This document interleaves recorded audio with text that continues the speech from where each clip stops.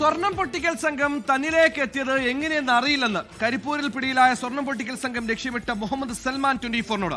സൽമാൻ ലക്ഷ്യമിട്ടായിരുന്നു കരിപ്പൂരിൽ 13 അംഗ സംഘം എത്തിയെന്നായിരുന്നു പോലീസ് ലഭിച്ച വിവരം.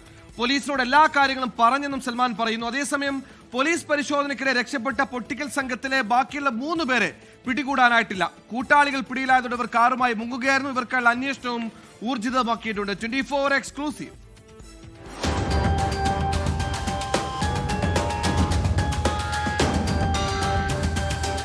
വിവാഹ ചടങ്ങിൽ പങ്കെടുക്കാൻ നാട്ടിലെത്തിയ തന്നെ സ്വർണ്ണക്കടത്ത് സംഘം ലക്ഷ്യമിട്ടത് എന്തിനെന്നറിയില്ലെന്നാണ് സൽമാൻ പറയുന്നത്.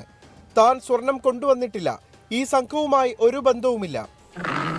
അവിടെ ഒരു മിസ്സിംഗ് കേസ് വന്നു ഞാൻ എന്റെ വീട്ടിലെത്താൻ നേരം വൈകി. അത് സ്വാഭാവികമായിട്ട് ഒരു കേസ് കൊടുത്തപ്പോ അവിടെ ഒരു ഇതുണ്ടല്ലോ, അതായത് ഓൾറെഡി എന്തോ റോബറി നടന്നു നോക്കണം. അപ്പൊ അത് കുറ്റി കണക്ട് ചെയ്തുകൊണ്ടാണ് പിന്നെ ഇവര് അങ്ങനെ എന്നെ വിളിച്ചത്. മുഹമ്മദ് സൽമാനെ കാണാനില്ലെന്ന് കാണിച്ച് നേരത്തെ കുടുംബം പോലീസിൽ പരാതി നൽകിയിരുന്നു.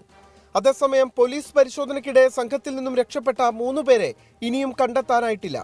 വിമാനത്താവളത്തിന് പുറത്ത് കാറിലിരിക്കുകയായിരുന്ന ഇവർ കൂടെയുള്ളവർ പിടിയിലായെന്ന് സൂചന ലഭിച്ചതോടെ രക്ഷപ്പെടുകയായിരുന്നു. നിഖിൽ പ്രമേഷ്, 24 മലപ്പുറം.